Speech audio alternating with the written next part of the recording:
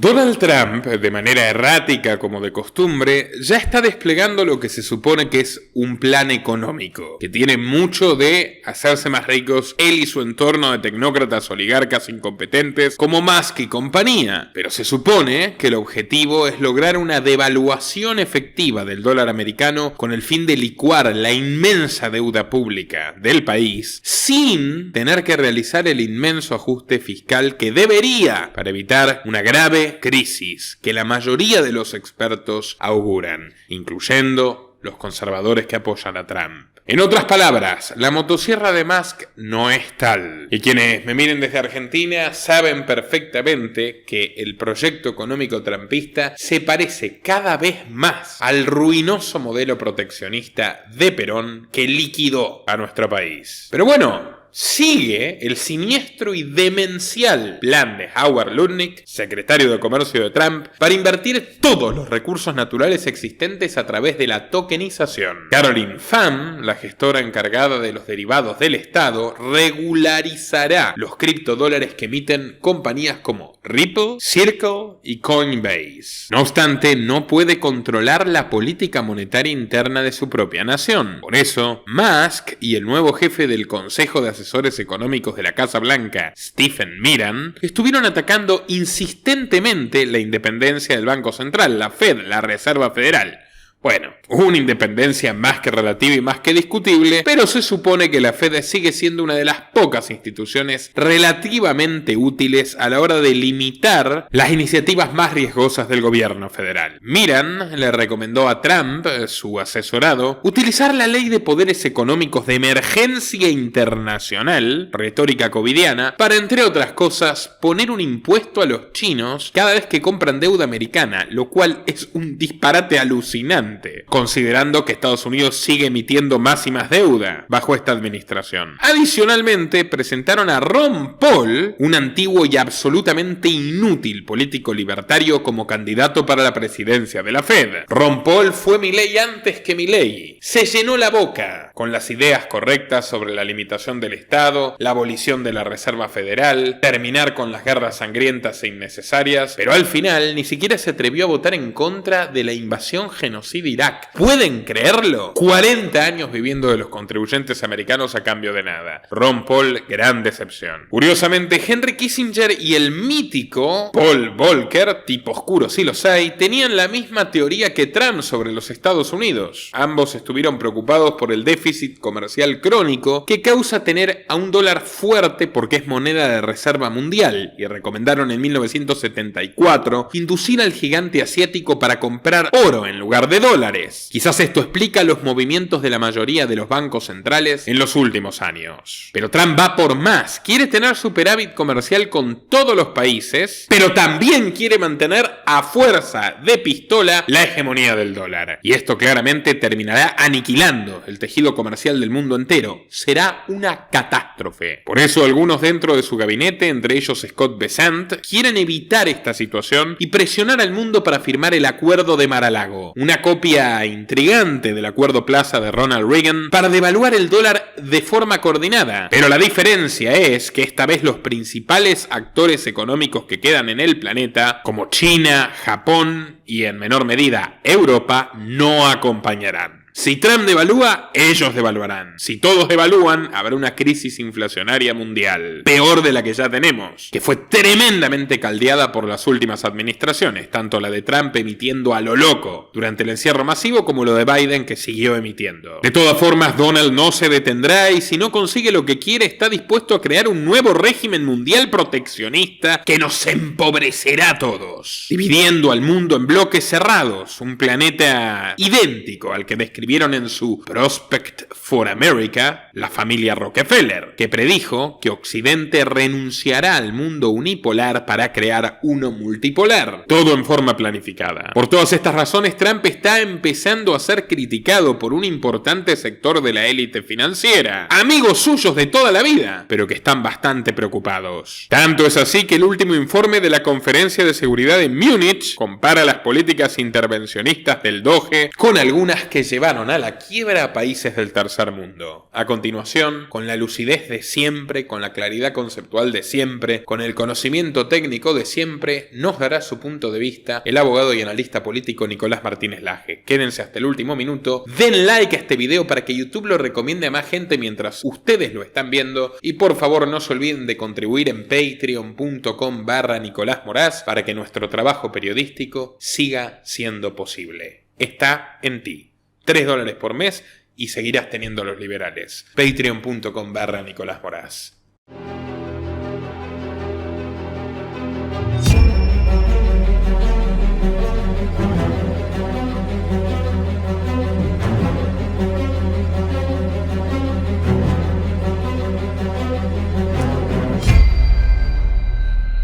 Dale clic al botón de suscribirse y no te olvides de activar la opción de recibir todas las notificaciones para no perderte de nada. En el video de hoy te voy a mostrar la estrategia que se esconde detrás de las políticas arancelarias de Donald Trump.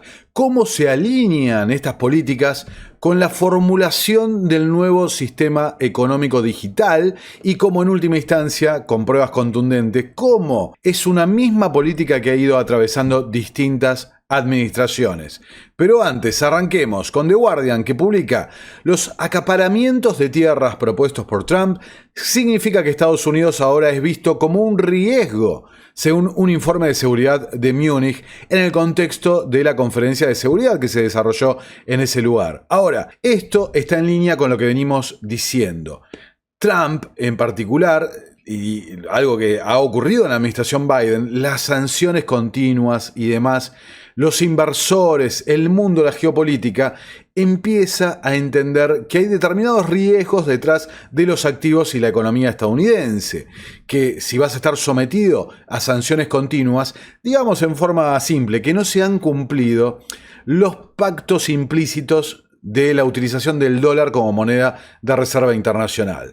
Esa sensación de riesgo, ¿no?, que empiezan a notar los inversores, bueno, se está multiplicando, lo que deja el espacio para la aparición de esta, o el rol de esta nueva potencia, el tecnato chino, como pacificador y mediador del sistema global internacional. Recordemos que está totalmente alineado con lo que mostramos.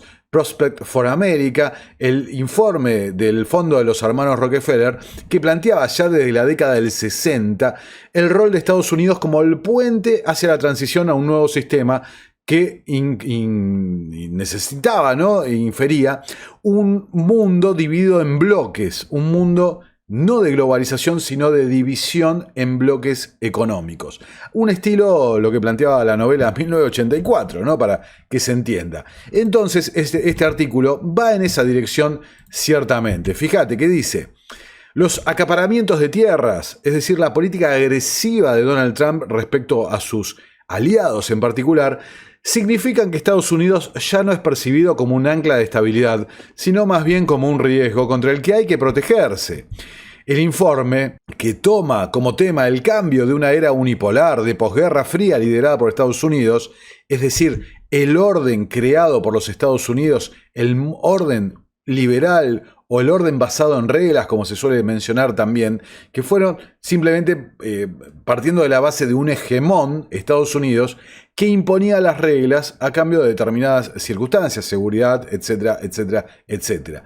Ahora ese orden está siendo desafiado y, digamos, de cara al público desafiado, ¿no? Insisto, una construcción hacia un nuevo orden que se planteaba con los organismos supraestatales, los organismos nacidos de los acuerdos de Bretton Woods, como los verdaderos garantes de esa estabilidad y orden futuro, ¿no? Al menos así como lo ven. Entonces, no es percibido ya como un ancla de estabilidad. El informe toma como tema el cambio de una era unipolar, como dijimos, hacia un mundo multipolar, en el que no domina ninguna perspectiva ideológica única.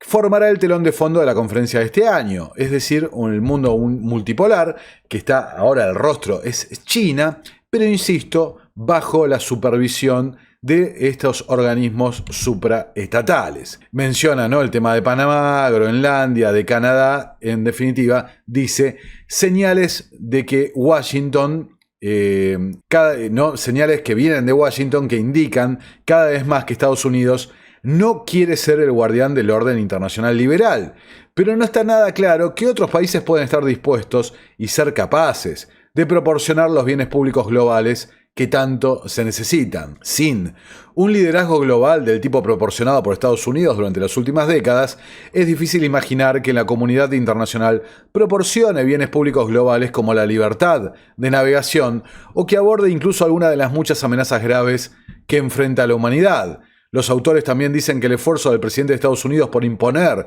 una nueva forma de primarias en Estados Unidos se verá socavado por la tendencia a la multipolarización, ¿no? Esto, como señala, en beneficio de los países BRICS. Algo que muchas veces hemos hablado, ¿no? De que, bueno, a ver, pará. Los BRICS son una creación de Goldman Sachs y están completamente alineados con mucho de este sistema, como es evidente lo que acabo de mencionar.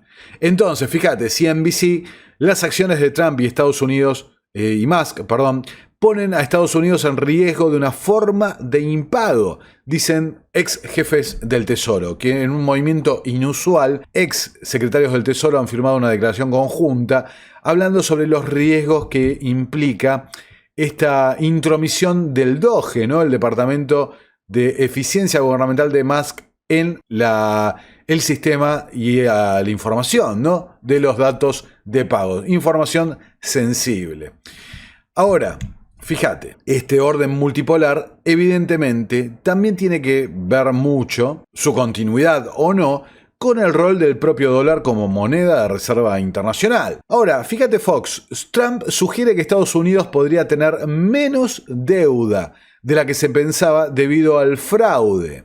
Los comentarios de Trump sobre el fraude en los bonos del Tesoro no fueron claros, ¿no? Él simplemente tira esto, algo que no ha hecho mucho ruido en el mercado, porque básicamente la información está ahí, no es que se duplican los bonos o lo que sea. Pero sí abre la posibilidad a una situación que venimos hablando hace bastante, ¿no? Un evento como un colapso del mercado de deuda, una licitación que salga verdaderamente mal sobre la deuda del Tesoro estadounidense, que puede tener consecuencias definitorias.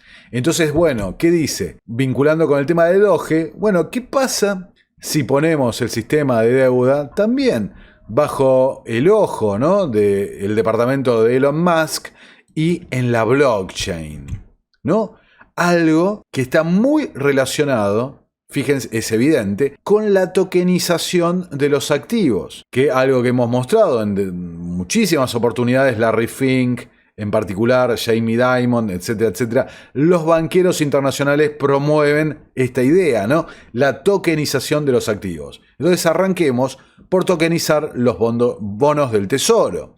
¿Entiende de dinero? El Wall Street Journal de Rupert Murdoch, gran amigo histórico de Donald Trump. Rupert Murdoch, hace un tiempo habíamos mostrado en los videos que hicimos sobre el pasado de Donald Trump, Rupert Murdoch había tenido problemas legales en el Reino Unido, quienes salieron a firmar apoyando en los tribunales del Reino Unido Donald Trump y el Lord Rothschild en ese momento, en la década de los 90. No nos comamos esto de la oposición mediática, ¿no? Entonces, ¿qué dice Rupert Murdoch? Fíjate, ¿el presidente Trump entiende de dinero? La respuesta parecería ser que no. Respondió el consejo editorial del Wall Street Journal a la publicación de Trump en Truth Social, donde básicamente hablaba, necesitamos que la Reserva Federal baje los tipos de interés, algo que aumenta la creación de dinero, abarata el costo del crédito, por ende es inflacionario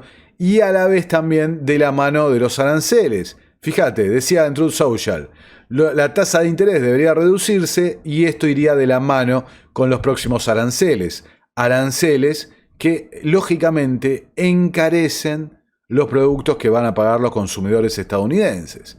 Ahora, ¿entiende de dinero? Se pregunta en el Wall Street Journal. Evidentemente no. Bajo el título Trumponomics y el aumento de la inflación, el Wall Street Journal pasó a desmantelar sistemáticamente las habilidades mentales de Trump, ¿no? Diciendo, las capas de confusión intelectual aquí son difíciles de analizar. El aumento de la inflación significa que la Fed debe ser más cautelosa al reportar las tasas, los tipos de interés.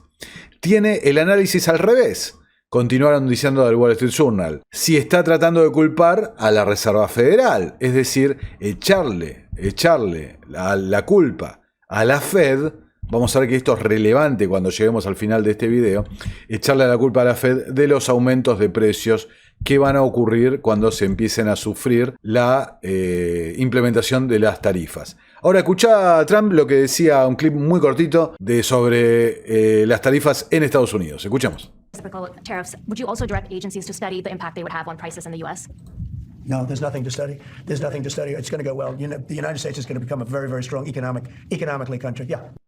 Tariffs. Would you also direct agencies to No, le pregunta a la periodista ahí en conferencia de prensa, ¿ordenaste a las agencias que estudien el impacto que esto tendría sobre los precios, las tarifas, en los Estados Unidos? La respuesta de Trump, no, va a salir todo bien. Así, confíen en mí, le falta decir. Ahora, Trump anunció aranceles recíprocos para productos de los socios de Estados Unidos en todo el mundo. A ver, ya no está hablando de rivales, de naciones enemigas o con intereses contrarios. Está hablando a todo el mundo. Si nos imponen un arancel o un impuesto, a nosotros les imponemos exactamente el mismo nivel de arancel o impuesto. Es así de sencillo, dijo el presidente estadounidense. A ver, insisto, más adelante lo voy a explicar en detalle. Arancel o impuesto. Considerando, por ejemplo, el IVA acá en la Argentina, ¿no? El impuesto al valor adquirido, sumado, ¿no?, al cálculo ese que están haciendo para estabilizar la balanza comercial. Entonces, sumado a lo que decían en la conferencia de Múnich, bueno, a ver, empieza a haber una percepción en todos lados de Estados Unidos como un país, francamente, en guerra comercial con el mundo. Entonces, esto indica que va mucho más allá de una guerra de divisas, de monedas, sino directamente una guerra contra el sistema comercial global. A ver, escuchemos el anuncio de los aranceles recíprocos con Howard Lutnick ahí flanqueando al presidente. Escuchemos. And on trade, I have decided, for purposes of fairness, that I will charge a reciprocal tariff, meaning whatever countries charge the United States of America, we will charge them. No more, no less. In other words, they charge us a tax or tariff, and we charge them the exact same tax. First, nobody knows what that number is unless you go by the individual country. You can see what it is if you go to the individual country and you look at what they're charging us. In almost all cases, they're charging us vastly more than we charge them, but those days are over. And on trade, I decided... Ahí lo escuchabas, decía, vayan a la página, fíjense país por país, porque no se puede determinar una cosa único. Fíjate, acá ya los analistas empezaron, los tuiteros y demás, a tratar de desglosar de qué se trataba esto. O sea, spoiler, Argentina uno de los países más comprometidos, ¿no?, con esta situación. Aquí otra forma de ver los países que se verían más afectados por los aranceles recíprocos, publica este tuitero. Para ser claros, los aranceles recíprocos significan que impondríamos aranceles a las importaciones equivalentes a los aranceles que nuestros socios comerciales imponen a sus exportaciones, aranceles e impuestos. En otras palabras, si actualmente enfrentamos un arancel del 10% sobre los bienes exportados a otro país, aplicaríamos un arancel equivalente del 10% sobre los bienes importados de ese país, ¿no? Ahí está como se ve el mapa del mundo. Ciertamente, fíjate, ¿no? Son pocos los países que no se verían atacados directamente por esto. Por supuesto, los que tienen acuerdo de libre comercio no se ven complicados. Sin embargo, fíjate, Canadá y México fueron los primeros países atacados por el propio Donald Trump. Entonces, lo que indica que nadie se está salvando. Hay una coordinación, una decisión política de entrar en guerra comercial con todo el mundo. Ahora, acá en Yahoo Finance, no lo voy a pasar entero, un analista de Brookings Institution, estos aranceles recíprocos van mucho más allá de todo lo que Trump había propuesto durante la campaña. Podrían hacer estallar todo el sistema del comercio mundial, ¿no? Ahora acá otro hace una tabla de Excel, fíjate, dice, hice los cálculos sobre el beneficio que teóricamente nuestro país podría obtener al imponer estos aranceles recíprocos y es el beneficio mínimo, esa es la cuenta. Recaudaríamos 17.000 millones de dólares al imponer aranceles recíprocos a nuestros socios comerciales en una economía de 30 billones de dólares. Estamos microgestionando los detalles más minúsculos de nuestra economía en lugar de centrarnos en los factores macroeconómicos reales que puedan hacernos crecer. Las tarifas recíprocas no valen ni una hora del tiempo de nadie. Entonces ahí está el cálculo donde, fíjate, implica, según este analista, directamente números negativos para Estados Unidos, ¿no? Ahora, vos fíjate, el peor número acá es Taiwán, ¿no? Que ya va a volver más adelante en la cuestión. Entonces, acá los mayores perdedores ante la imposición de estas tarifas, tenés a la India, México, Argentina, China, Rusia, Sudáfrica, Brasil, o sea, todos los BRICS, Japón, Canadá, Turquía, Alemania, Indonesia, Australia y va descendiendo, ¿no? Arabia Saudí, lógicamente con las exportaciones de petróleo abajo de todo. Insisto en la cuestión, ¿no? Parecería un desafío a todos. Ahora, dijo tarifas e impuestos, entonces incluyendo los impuestos, cambia inclusive la cuenta. Ahí Argentina pasa a ser totalmente perjudicado, ¿no? Pero eso es, hay que decir, el esquema del comercio exterior argentino es realmente desastroso, ¿no? Ahora vamos a empezar a entrar en la cuestión de qué hay detrás de este tema de los aranceles. Político publicaba en abril del año pasado, asesores comerciales de Trump planean devaluación del dólar, ¿no? Dice, asesores económicos cercanos al presidente Trump están debatiendo activamente formas de devaluar el dólar estadounidense si es elegido para un segundo mandato, una medida drástica que podría impulsar las exportaciones estadounidenses, es decir, vale menos el dólar estadounidense, son más asequibles los productos exportados por los Estados Unidos. Vos, por ejemplo, de Argentina, necesitarías menos dólares para comprar un producto estadounidense. Pero también reavivar la inflación, atención, y amenazar la posición del dólar como moneda dominante del mundo, ¿no? Dice que varios asesores están discutiendo sobre esto. Fíjate, devaluar deliberadamente el dólar estadounidense presionando a otros países para que alteren los valores de sus propias monedas representaría la propuesta más agresiva hasta ahora en los intentos de Trump de remodelar el comercio internacional. Es decir, presionar a los países para que alteren los precios de sus monedas. Si vos devaluás el dólar, sube el valor, por ende, del resto de las monedas mundiales. Esto, por ejemplo, es algo de una política que China ha estado implementando en forma sistemática de devaluar su moneda una y otra vez, ¿no? Para estimular su economía. Ahora, un dólar débil abarataría las exportaciones estadounidenses en el mercado mundial y potencialmente reduciría el enorme déficit comercial de los Estados Unidos. Algo que se viene estudiando desde la década del 70, el dilema de Triffin, ¿no? Nosotros hemos mostrado hace un tiempo acá en este canal los escritos del propio Triffin sobre el dilema, ¿no? Del dólar al ocupar el estatus de moneda de reserva, y también mostramos cómo desde que se empezó a analizar en el FMI, en el Banco Mundial y demás, esta situación, ¿no? Con el dilema de Triffin, es cuando nacen los derechos especiales de giro del FMI, en la década del 70. Algo que había sido propuesto por Keynes mucho antes, cuando fue los acuerdos de Bretton Woods, de una forma diferente, vinculando la moneda del FMI a commodities, ¿no? Commodities. Finalmente nacen los derechos especiales de giro, haciendo una canasta de monedas fiduciarias, ¿no? De monedas fiat. Entonces es un punto que las oligarquías financieras mundiales lo vienen investigando hace muchísimo, analizando hace muchísimo tiempo, inclusive promoviendo distintos tipos de soluciones, los derechos especiales de giro, la adopción de una moneda privada digital como Libra de Facebook, por ejemplo, y otro tipo de soluciones. A ver, no es algo nuevo y no es casual que propiamente en esa década del 70, donde se da la salida de Bretton Woods, ¿no? Con la ruptura de los acuerdos de Bretton Woods por Richard Nixon, aparecen todos estos think tanks, Foro Económico Mundial, el más importante, decididamente dedicados a investigar justamente o solucionar o digamos direccionar hacia la solución que ellos quieren ante este problema. Entonces, ahí habla de eso, ¿no? Debilitamiento de la moneda respecto a otras monedas.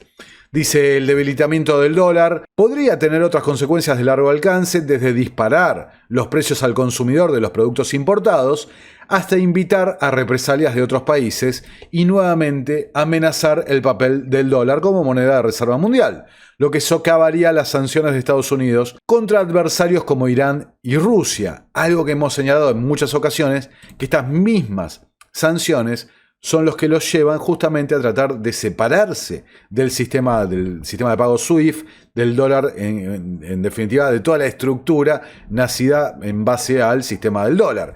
Como hemos mostrado, salieron del SWIFT para hacer el SWIFT versión china, el CHIPS, ahora montado dentro de la estructura de SWIFT. SWIFT que te la dan los banqueros privados, estos bancos globales. Lo que muestra que en definitiva es una gran estafa de cara al público toda esta lucha geopolítica.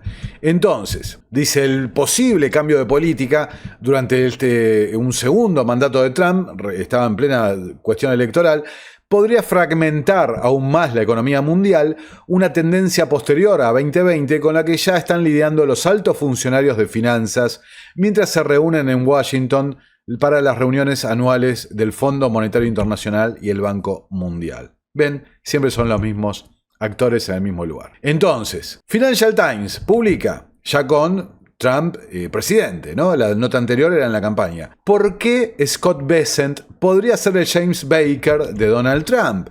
¿Qué dice? A ver, ¿qué es esto? La elección del próximo presidente como secretario del Tesoro puede encontrar una manera de colocar la política económica MAGA en un marco internacional cooperativo. A ver, el presidente electo de los Estados Unidos, Donald Trump, eligió a Scott Bessent, un pupilo de Soros, y recordemos, porque es muy importante, a ver, esto que voy a decir que lo tengan en cuenta. Bessent, y acá lo dice en la nota del Financial Times, un medio Rothschild, dice, Bessent dirigió la oficina de Soros en el momento de la crisis de la libra esterlina del año 92. Bessent es un protegido de Soros, quien a su vez es un protegido de la casa Rothschild. A ver, Bessent dirigía la oficina de Soros en Europa y fue, como han dicho en otras notas del Financial Times, quien advirtió a Soros de la movida de la libra esterlina, lo que lo llevaría a ganar una cantidad considerable de dinero, a hacerse famoso y demás, ¿no? Ya lo hemos contado en otra edición, cómo en definitiva estaban sirviendo de tapadera a otros actores que jugaron esa misma jugada, ¿no? En particular, gente vinculada a la casa Rothschild. Entonces, dice, Bessent siempre ha sido un agudo observador de la economía mundial y del funcionamiento de los sistemas financieros y monetarios internacionales.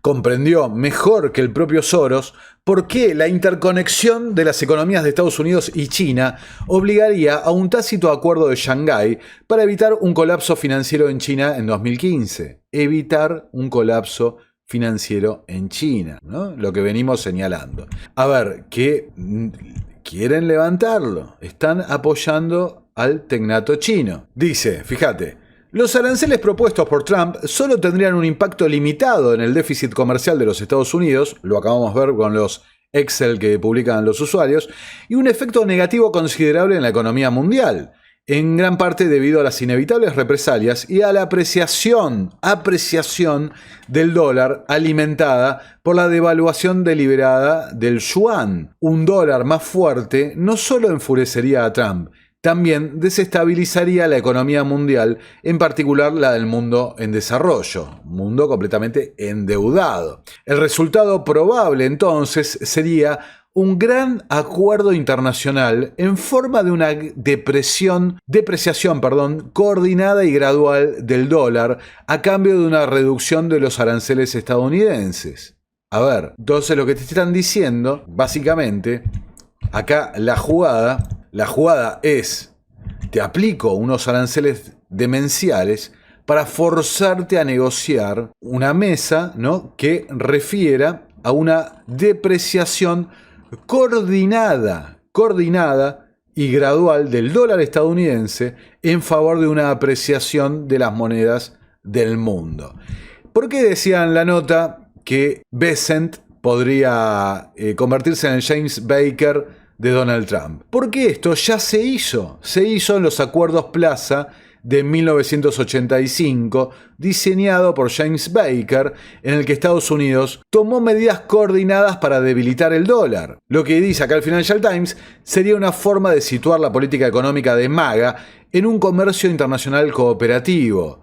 Sin ella, existiría un riesgo real de un aumento desestabilizador del dólar que llevaría a una política fiscal desbocada y a una monetización de la deuda que finalmente culminaría en una crisis monetaria. A ver, entonces vamos a tratar de ir resumiendo, igual desarrollaremos más las ideas a lo largo del video. A ver, dicen, te vamos a aplicar aranceles que rompan el comercio internacional. A nosotros, en realidad, lo vimos, en la balanza comercial no nos afecta tanto, pero sí afecta al sistema, porque lo que queremos es remodelar el sistema. Ahora, esta imposición fuerte de aranceles obligaría, supuesto, a estos actores internacionales, China, las potencias, digamos, a sentarse en una mesa reeditando los acuerdos Plaza del 85, lo que llevaría, ¿no?, a una depreciación controlada del dólar, es decir, una devaluación, ¿no?, controlada del dólar frente a una apreciación en línea de las monedas del resto de los países. Una depreciación del dólar licuaría las deudas estadounidenses, ¿no? Pero imagínense qué pasa si todo esto sale mal. Se rompería totalmente el comercio internacional, lo que podría llevar inclusive a ese escenario de crisis de la deuda de los bonos del tesoro, ¿no? Una licitación de bonos que saldría realmente mal. Y como señala el artículo, esto, si se hace de una forma coordinada, sería una forma de salvaguardar, digamos, la economía mundial. Ahora, si esto se hace a la fuerza, en una forma desbocada, como dice, ¿no? Desbocada, bueno, imagínate las consecuencias que puede llegar a tener. Algo que nosotros venimos diciendo, el cisne negro, el evento que desencadene un nuevo Bretton Woods. Acá les traigo un clip de la época respecto a los acuerdos Plaza. Fíjate, curiosamente llevados a cabo justamente en el Hotel Plaza, hotel que luego sería propiedad del propio Donald Trump. Fíjate. In the early 80s, the U.S. dollar floated high against the Japanese yen and German Deutschmark, buoyed by the Reagan-era combination of tight money and a high budget deficit. That was good news for Japan and Germany because the high dollar meant a low yen and Deutschmark and low prices for Japanese and German exports, more sales, and more jobs. But the high dollar was bad news for the U.S. Higher export prices, declining sales, lost jobs, and calls for government protection. As Ronald Reagan's Treasury Secretary, James Baker believed that free markets made their best choices without government interference. But as a practical politician, he knew what would happen if the government failed to act. The United States was facing a real prairie fire of protectionism. Ahí quiero agregar un detalle porque suele ser una crítica, ¿no? El tema del libre mercado y demás. Claro, si vos no lo direccionás, si no regulás, si no metés la mano, el resultado iría a otro lugar, ¿no? Nosotros queremos que los resultados vayan a los JP Morgan Chase del mundo, que vayan a los Citigroup, Bank of America, etcétera, etcétera, etcétera. Solo esa acotación. There was a lot of protectionist sentiment in the Congress. Legislation was being discussed, if not introduced, and it was our view that something had to be done about that. To head off the threatened protectionism, Baker picked New York's Plaza Hotel as the site for secret monetary diplomacy. A 1985 gathering of finance ministers and central bankers from the G5, the big industrial nations. Their surprise decision, the Plaza Accord, an agreement to sell dollars on worldwide currency markets in an effort to send the dollar and American export prices down. Why would Germany and Japan be willing to give up the advantages of the low Deutschmark and yen? Finance Minister Gerhard Stoltenberg represented Germany at the Plaza. Maybe a short-term advantages could be endangered when the other important countries, in this case especially the United States, would be negatively affected, especially by a expanding trade deficit which created tensions also for the other countries. So we wanted a surplus in trade, but not as big as we had when the dollar was more than 3 Deutschmark. Toyuki Yoten was Japan's Vice Minister of Finance at the Plaza. Strong dollar made Japanese exports very easy. O sea, recordemos, ¿no? Alemania estaba dividida en Alemania Occidental, Alemania Oriental para ese momento. bueno, cómo termina complicado, ¿no? La economía alemana, y de Japón ni hablar, décadas totalmente funcionando económicamente como un estado vasallo de los Estados Unidos, haciendo carry trade con el yen y el dólar, ¿no? Bueno, sigamos. And the very large Japanese surplus generated international criticism against Japan. Japan was concerned about those criticisms. The Plaza Accord put the G5 back into the international exchange rate equation. Had they abandoned the policy of market-driven exchange rates? Well, it was essentially a policy change, even though at the time we probably disclaimed the idea that it was a big policy change.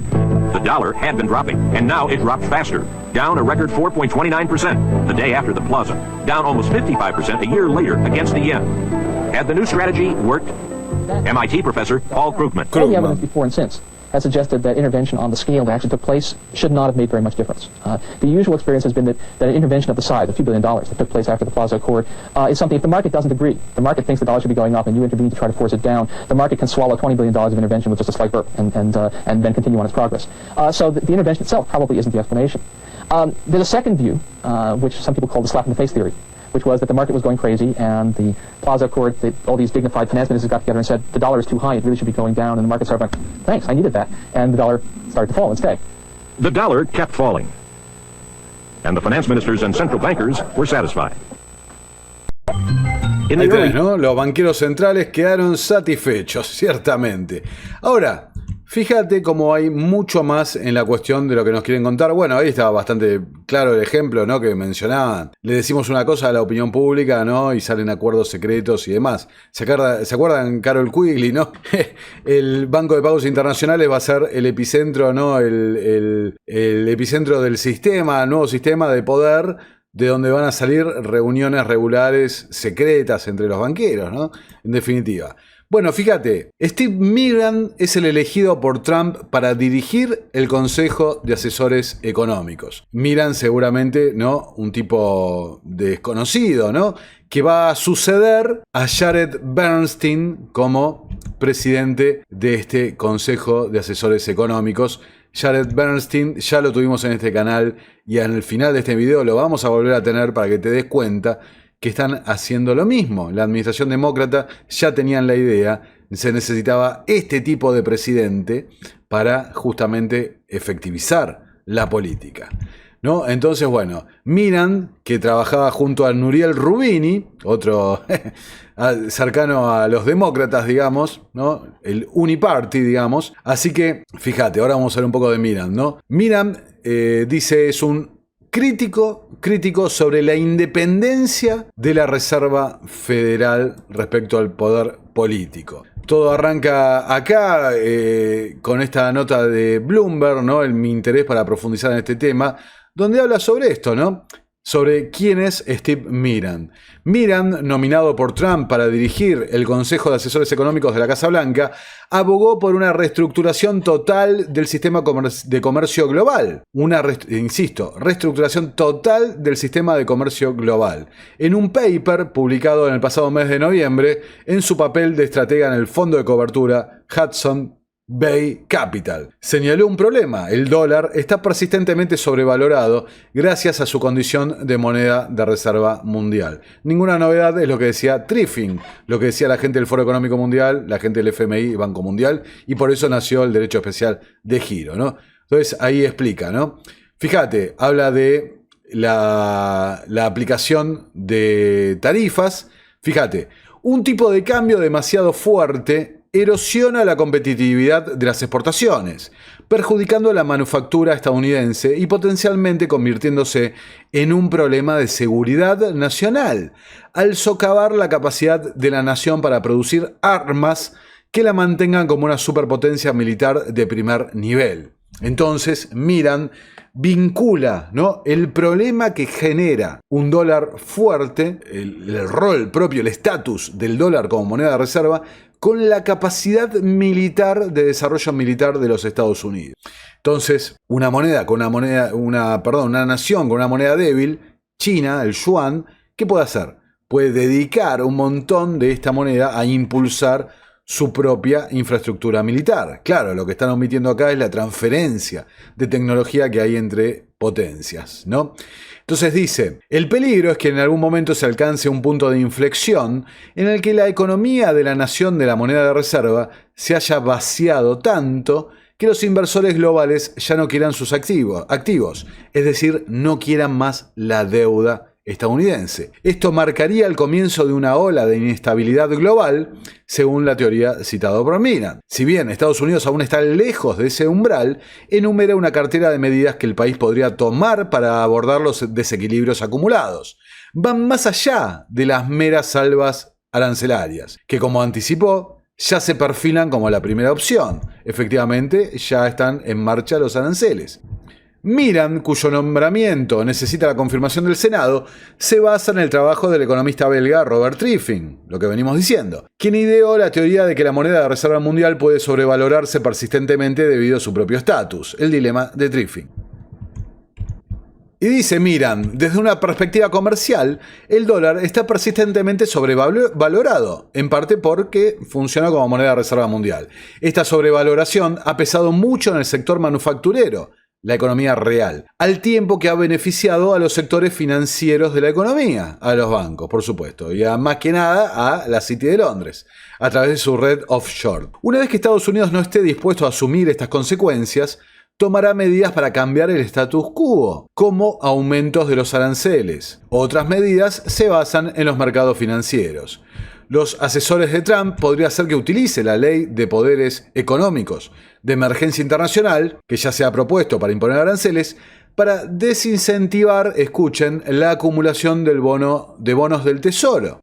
También podría tomar medidas para debilitar el tipo de cambio del dólar mediante la acumulación de monedas extranjeras et al, ¿no? Y otras más. Ya la vamos a desarrollar porque, ¿no? Constituir fondos soberanos de reserva, ¿no? O reserva criptográfica. Ya lo vamos a ver. La administración de Trump también podría buscar un acuerdo similar al acuerdo Plaza, con socios comerciales extranjeros claves para suavizar el dólar. Los aranceles a las importaciones encarecerían las importaciones e incentivarían, la producción nacional, pero no promoverían las exportaciones estadounidenses. Una devaluación del dólar lograría ambas cosas, ¿no? Y ahí remite a la historia justamente del acuerdo Plaza. Ahora dice, ¿no? Es difícil concebir que los países acepten cómo está la cosa. Digamos que no es la misma circunstancia de la década del 80. Entonces, fíjate, Miran, a quien vamos a ver ahora en un ratito, vinculaba la devaluación del dólar con el aumento, con el tema de la defensa, ¿no? La generación, la fabricación de armamento. No es casual entonces que Trump haya salido a hablar de esto. Le pide a Europa, bueno, a ver, ¿querés que mantengamos fuerte a la OTAN? ¿Querés que sea más flexible con el aumento del gasto de defensa? Bueno, gastate la plata en comprarme armas a mí. No te gastes la plata en invertir en bonos del tesoro. Gastá la plata directamente en armas para nuestro complejo militar industrial. Fíjate acá las declaraciones que hace respecto a Vladimir Putin y Xi Jinping Trump, desde este punto de vista que estamos dando de los acuerdos Plaza. Yeah, I could see that. Let things calm down a little bit. You know, when I left, we had no Middle East problem. We had no Russia going into Ukraine. They never would have done it. Putin never would have done it. And I came back and we got like the whole world is blowing up. So when we straighten it all out, then I want to have one of the first meetings I want to have is with President Xi of China, President Putin of Russia. And I want to say, let's cut our military budget in half. And we can do that. And I think we'll be able to do it.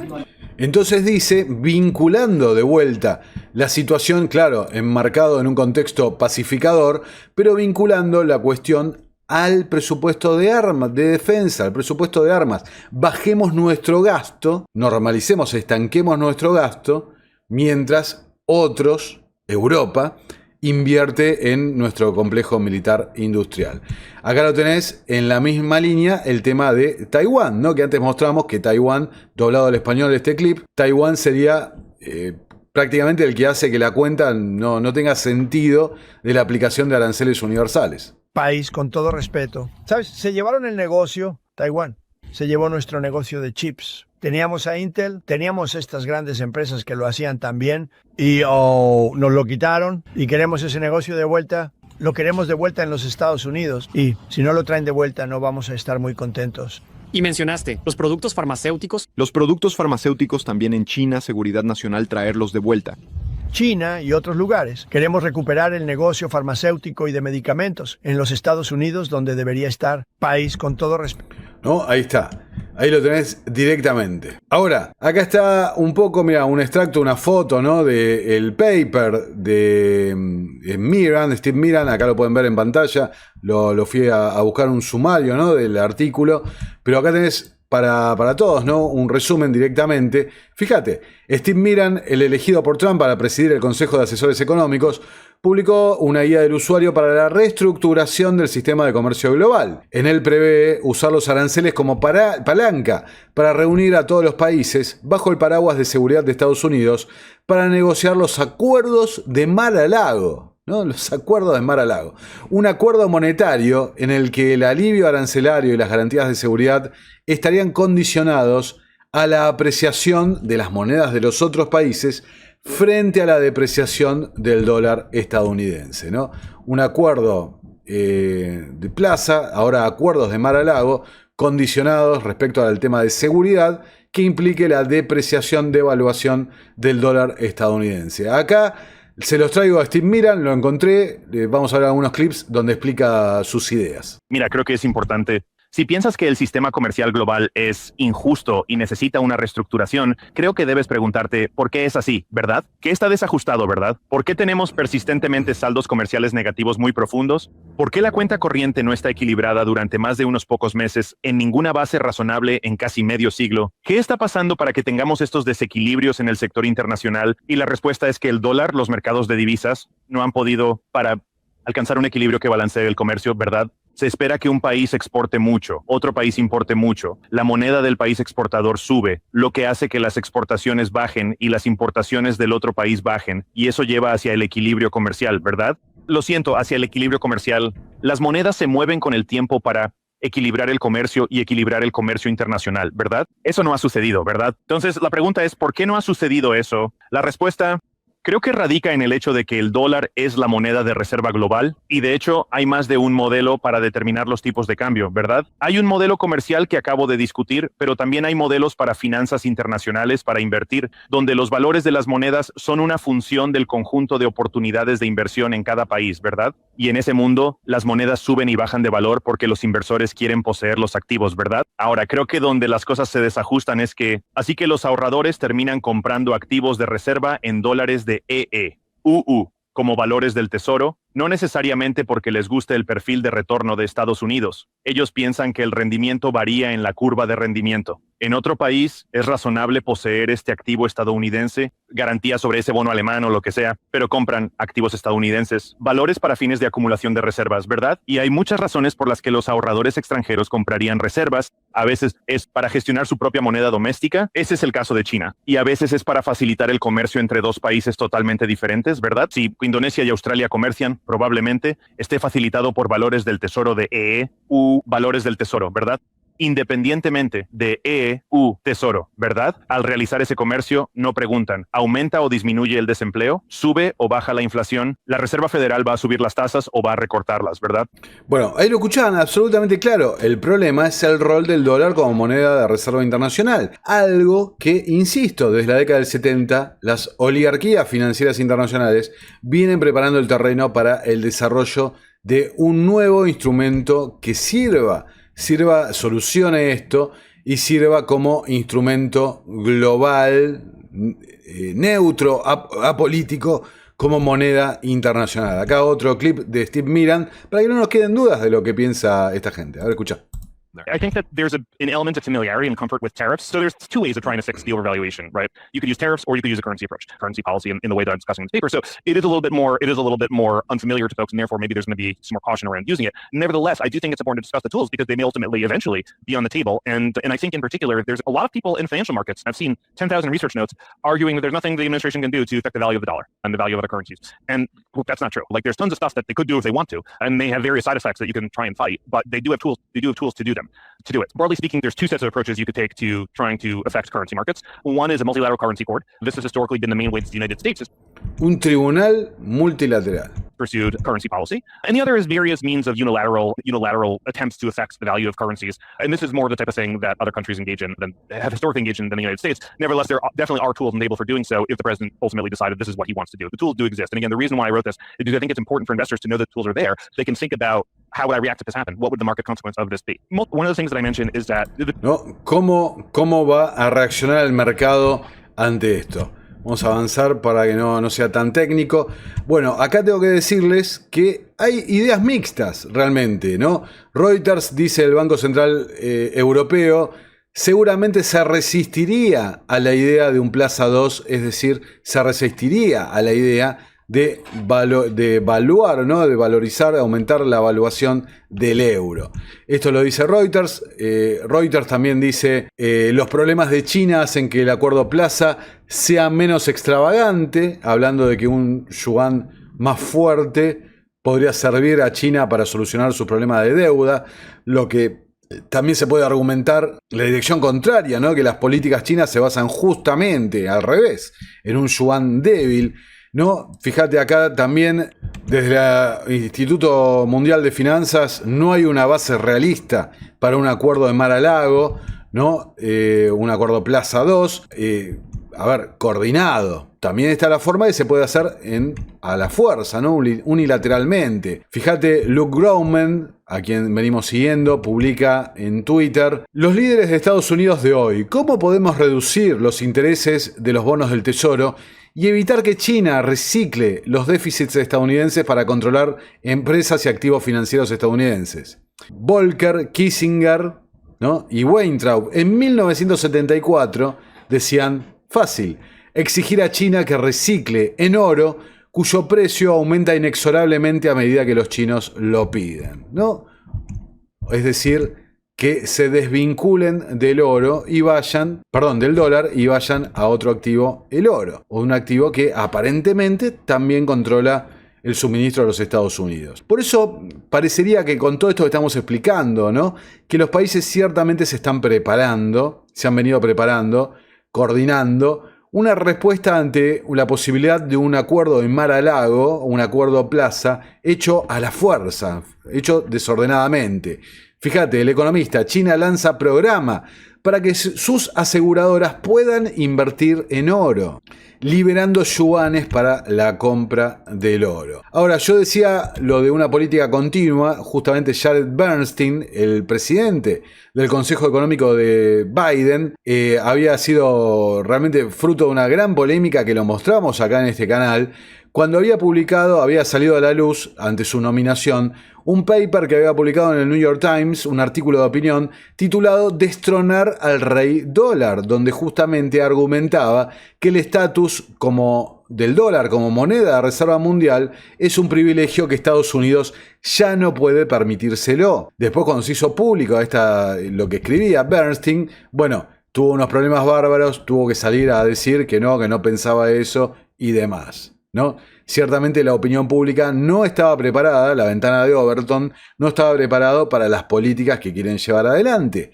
Ahora viene el intento con otro gobierno que justamente fomenta la ruptura del comercio internacional, el proteccionismo, ¿no? Fomenta la defensa de la manufactura local, en teoría, y en definitiva es funcional a cumplir el plan de estas oligarquías de dividir al mundo en bloques y llevar a una situación de caos que obliga a un reset de la deuda primero y al final, a lo lejos, facilite la implementación de una moneda global. ¿Por qué traigo esta nota del Council on Foreign Relations?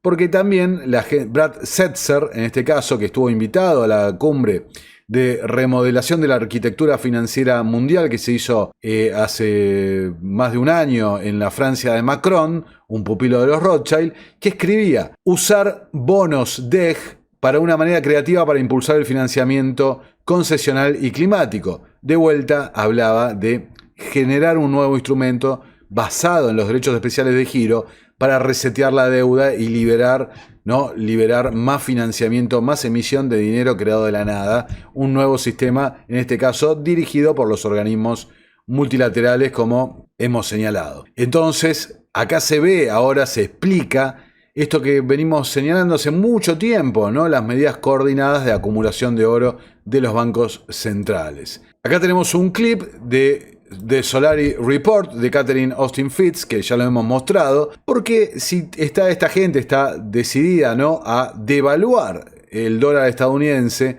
en una forma coordinada con los otros actores. Recordemos que ahora invitó a Rusia a que vuelva al G7. Está la posibilidad también de que se dé una forma desordenada, a la fuerza, bueno, con todas las consecuencias que puede tener. Pero lo cierto que si vos devaluás el dólar estadounidense, primero te licúa la deuda propia de la nación estadounidense, pero por el otro lado significaría un gran problema para la economía chiquita, sería un caos verdaderamente. Entonces aparecen a la luz varias cosas que empiezan a aparecer, que las nombré antes, ¿no? ¿Por qué acumulan oro? Bueno, ¿por qué acumulan cosas? Porque pensemos, los precios están vistos en contra. Vos cuando decís un Bitcoin vale $100.000, justamente visto usando de unidad de cuenta el dólar estadounidense. Si vos lo devaluás, bueno, un Bitcoin sigue siendo un Bitcoin y valdrá, no sé, $1.000.000. Ponele, estoy tirando un número de fantasía. No sé hasta qué nivel sería esta devaluación que quieren llevar adelante. Entonces empieza a tomar mucho sentido en este aspecto, no solo la acumulación de oro, sino la idea que barajaban los BRICS y otros analistas como Zoltan Pozsar y demás, de monedas respaldadas por commodities. No estoy diciendo un patrón oro, pero sí estoy diciendo, bueno, otros activos que estén por detrás de las monedas fiduciarias. Entonces no podemos obviar las declaraciones de Howard Lutnick que mostramos, ¿no?, hace algunos videos donde hablaba, ¿no?, de monetizar los recursos naturales de los Estados Unidos. A ver, vamos a compartir nuevamente el clip. I flew down to Brownsville, Texas, right? And I met with Elon, and we spent 2 hours together. And I told him we were going to create the department Doge, right? And he did exactly that. He started laughing and he was happy. He goes, no, seriously. And I said, no, it's going to be called Doge, the Department of Government Efficiency, but we're definitely calling it Doge for you. And he was just so lit, happy. He just thought it was funny. And that's what you're supposed to do. Yeah. If you have the greatest capitalist in America and you can make him happy, that's pretty good. What is the balance sheet of the United States of America? What's everything we own and everything we have? I think it's worth $500 trillion. So then you say, okay, Howard, can you make 0.25% on it? Right now, if all of your assets are a giant mountain of, palladium and gold, and you can't move it and you have to just look at it and go, oh, that's so pretty, that's not going to help us. But we have land and we have minerals. So if we have $500 trillion and we can make 0.25%, if you give us a $500 trillion asset, can you make $1 trillion off it? All right. Hopefully. I'm going to rename that famous department we just called it. We called it the Department of the Interior. Let's give it the real name, the Department of all the land and mineral rights of the United States of America. But the asset value of the United States of America, $500 trillion, the addressable market. Mm-hmm. Can Elon Musk and I come up with 0.25%, $1.25 trillion of revenues? And the answer is... Now, why is this important? If you put aside Bitcoin, put aside crypto, we're coming into an endgame worldwide where the collateral fraud is pinching. And if you're going to reset the financial system and economy, the big issue here is how are you going to grab the real assets? The game of musical chairs is open. Who owns the real assets, right? And so that land and resources is very, very wealthy. If you look at the trial balloons on Bitcoin, all the trial balloons are, we sell our Bitcoin into the reserve, and if we reinvest in real estate, it's tax-free. So it's a tax-free swap. Kennedy floated, I think, a 1031 exchange into real estate. And so this is how you pick up the real estate, and you do it by swapping you run your Bitcoin up and you swap it in, and then you swap it into the land. And it's this is making fortunes that last generations. This is an incredible, and I could give you the whole history of financial fraud in the federal balance sheet. And this simply is, you've plundered everything you can take out with securities and cash. Now you're going to plunder the real assets. But where are you going to get the capital to do that? Here it is. Mandated government purchases will do it, particularly federal and state. But Here's the thing, and here's the problem with your book, or the wonderful thing, the divine intervention with your book. It will only work if you can create fiat Bitcoin and sell it into the government. If you're limited to 21 million, it's not big enough. And I think the problem with hijacking Bitcoin is you blow completely the lid. This makes...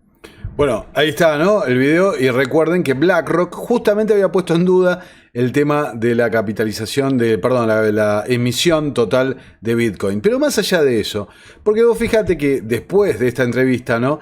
Después surgieron otras cosas. Surgieron que la reserva de Bitcoin en realidad se convirtió en una reserva de activos digitales, donde se alinea entonces todo. Lutnick diciendo, moneticemos, tokenicemos la naturaleza, pongámoslo en el balance, en la reserva de la nación de los Estados Unidos, claro, contra una moneda que se va a devaluar. Pero vos tenés los activos reales, la naturaleza, tokenizada, digitalizada dentro de la blockchain, etcétera, etcétera, etcétera.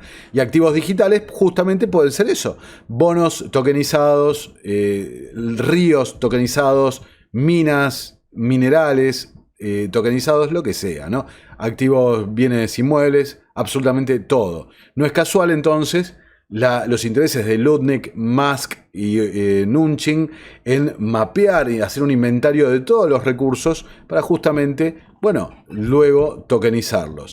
Trump ha ordenado al Tesoro de los Estados Unidos que deje acuñar nuevos centavos, citando el aumento del costo. Está bien, no vamos a negar, pero lo cierto es que es el primer paso. Esto es algo que no se hacía desde el 1800... A ver, lo tengo por acá. 1857, si no mal recuerdo, de que eliminar el dinero de menos circulación. Pero bueno, es el principio de la eliminación, o así, ¿no? Se va sacando de circulación el efectivo. Fíjate CNN. Elon Musk quiere remodelar radicalmente quien controla la oferta monetaria de los Estados Unidos. ¿Quién controla la oferta monetaria? Bueno, la Reserva Federal. Dice, el regreso del presidente Trump a la Casa Blanca ya tenía el potencial de cambios radicales en la Reserva Federal, pero ahora una pregunta creciente no es cómo operará el Banco Central bajo Trump, sino si continuará operando. El Poder Ejecutivo debería estar bajo la dirección del presidente. La Reserva Federal es uno de los muchos ejemplos de cómo nos hemos desviado de la Constitución en ese sentido, agregó Mike Lee, senador de Utah, con el hashtag #EndTheFed. Terminemos con la Reserva Federal. Y dice, durante más de 70 años ha sido el deber del Banco Central fijar las tasas a niveles destinados a cumplir con el mandato del Congreso para la estabilidad de precios y el máximo empleo, y a lo largo de ese tiempo el Congreso también ha garantizado la capacidad de la Fed para actuar como un organismo independiente, desprovisto de cualquier interferencia política. Pero en la campaña electoral, Trump planteó exigir a los funcionarios de la Fed que consulten con él sobre las decisiones sobre las tasas de interés. Eso podría generar presión sobre los funcionarios de la Fed para que mantengan las tasas más bajas para satisfacer los deseos de Trump a la vez, lo que a su vez podría reavivar la inflación, ¿no? Se dice que no está claro si tiene una autoridad legal para reformar la independencia de la Fed, Donald Trump. Bueno, claramente no. Pero me parece un ejemplo buenísimo, ciertamente. Vos fíjate, Musk respalda a Ron Paul como presidente de la Reserva Federal, un libertario político, ¿no? De la clase política, viviendo del dinero del contribuyente hace muchos años, famoso por su crítica al sistema de Reserva Federal, que está absolutamente, estamos totalmente de acuerdo, ¿no? El sistema de los bancos centrales esclavizan a la gente y demás. Lo que pasa es que acá, ¿no? Ron Paul, se acabó el tiempo de la Reserva Federal, vamos a auditarla y terminarla, cerrarla de una vez por todas. El problema acá, ¿no? Y está relacionado, fíjate, con este memorándum que sacaron de la Casa Blanca en mayo del año 24. El problema acá con esto es que están omitiendo un dato fundamental, que uno de los requisitos del modelo tecnocrático era integrar todo el sistema en uno. BlackRock en el año 2019 hablaba abiertamente la fusión entre la Reserva Federal y el Tesoro, ¿no? Eliminar esta idea de un banco central independiente. Fusionar todo y todo bajo un mismo sistema, ¿no? Que hoy podemos decir una misma blockchain. Abriendo la ventana de Overton estaba Biden en el año 24, fíjate, hablando de esto, ¿no? Un memorándum para la administración. Un banco central independiente es aquel que puede llevar a cabo la política monetaria sin interferencias políticas. En un importante factor distintivo, los órganos del gobierno, por lo general las legislaturas, dictan legítimamente los objetivos o mandatos de los bancos centrales, que en el caso de los Estados Unidos son el máximo empleo y la estabilidad de precios. Pero la independencia de los bancos centrales requiere que las actividades operativas de la Reserva Federal para lograr su doble mandato ocurran sin presión o interferencia política. Mirá lo que dice ahora, es fenomenal. La investigación, la teoría y la evidencia revelan que la capacidad de un banco central para llevar a cabo la política monetaria sin interferencia política es un componente crítico de su capacidad para controlar la inflación. Debido a que este resultado es ampliamente conocido, casi todas las economías avanzadas y muchos países en desarrollo ahora están gobernados por bancos centrales independientes, cuyos órganos rectores deciden la política monetaria sin aportes políticos, aprobación o temor a represalias. Tengo que decir que este memorándum lo vi en el canal de YouTube de Best Evidence de John Titus, donde justamente resaltaba esto, a ver, ¿cómo que son gobernados por los bancos centrales? Creíamos que los países eran gobernados por los representantes electos por la gente, ¿no? A través del voto, el sistema democrático. Bueno, acá te dicen, están gobernados por los bancos centrales independientes, ¿no? A ver, algo bastante difícil de creer. Pero, claro, la Reserva Federal, en todo este memo, ¿no? Digamos, tratan de mezclar un poco el tema, porque la Reserva Federal no es un banco per se, es un sistema de los bancos que integran la Reserva Federal en un modelo híbrido, ¿no? Que esconde en realidad la influencia privada del sector financiero privado sobre la propia Reserva Federal. Pero ya abriendo, ¿no? La ventana de Overton respecto a la conveniencia o no de la independencia de los bancos centrales, bueno, y acá tenés la idea de cumplir el plan tecnocrático de justamente fusionar ambos sistemas. Ahora, Activist Post, esta semana, 11 de febrero, Caroline Pham, la jefa de la Comisión de Comercio de Futuros, es decir, el mercado de derivados, designada por Donald Trump, está organizando una cumbre de CEOs sobre directores ejecutivos sobre uno de sus objetivos políticos de larga data, la tokenización. Fíjate, la presidenta en funciones, Caroline Pham, está planeando el foro con los directores de Coinbase, Ripple, un viejo abonado acá al canal, y Circle, empresa respaldada por BlackRock, ¿no? Emisor de stablecoins. Caroline Pham entonces está llevando a cabo un programa de piloto de tokenización respaldado por stablecoins, y la próxima cumbre incluirá a los CEOs de las empresas que estuvimos mencionando. Entonces, acá tenés a Larry Fink, recuerdan, lo hemos mostrado, fíjate hablando ahora en Davos 25 sobre tokenización. As a huge believer of crypto and blockchain and tokenization, I want the SEC to rapidly approve the tokenization of bonds and stocks. That will simplify things, make things easier. Some of the tax on BlackRock would never have to vote on a proxy vote anymore because every owner of record would be notified through a tokenization of equities. And it would save more money for more people. It would bring down the cost of ownership of stock and bonds. So those are the type of financial reform. As a huge believer.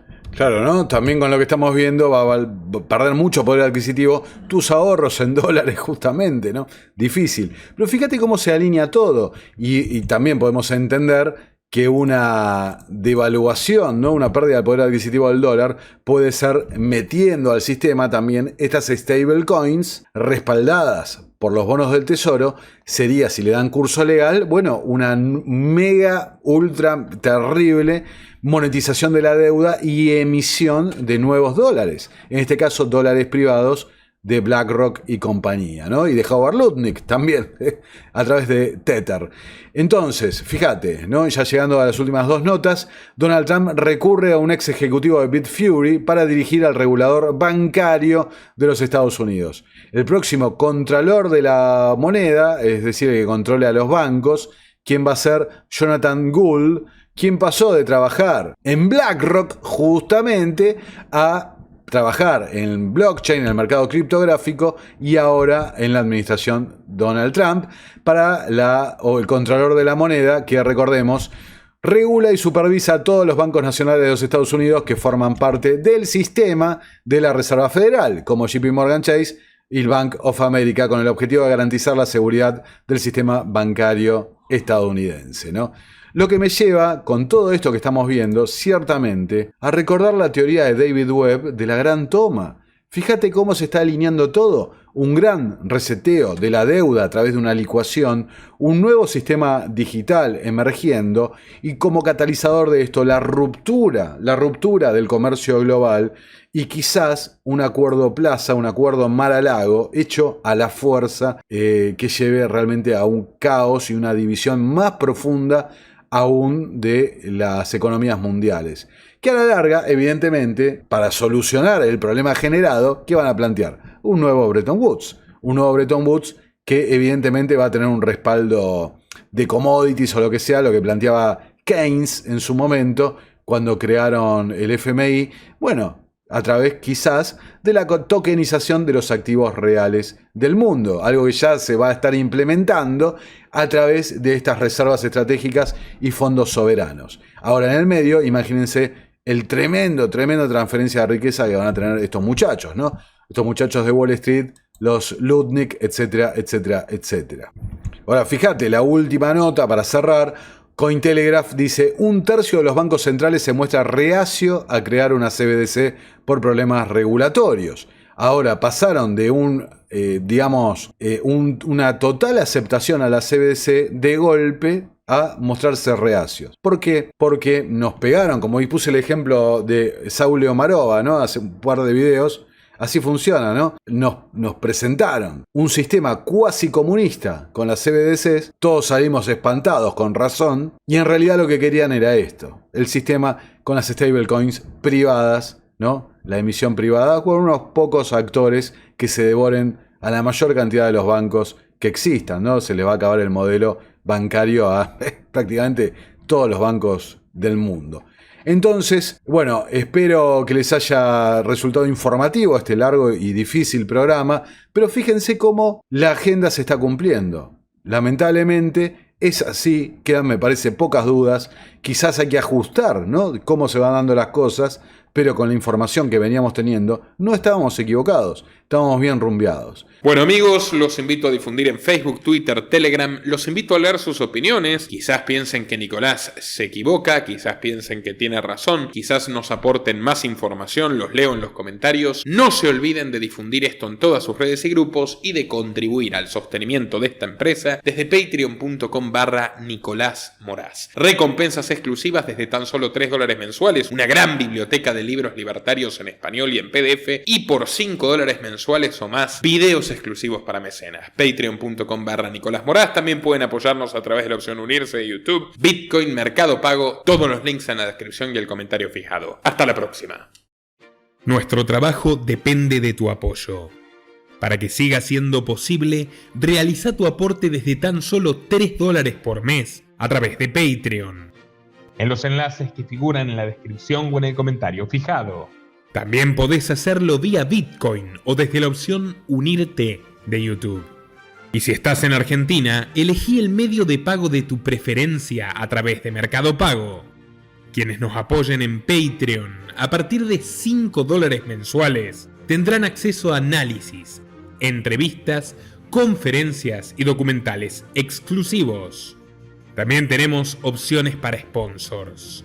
Así que publicita con nosotros a través de patreon.com/Nicolás Moraz.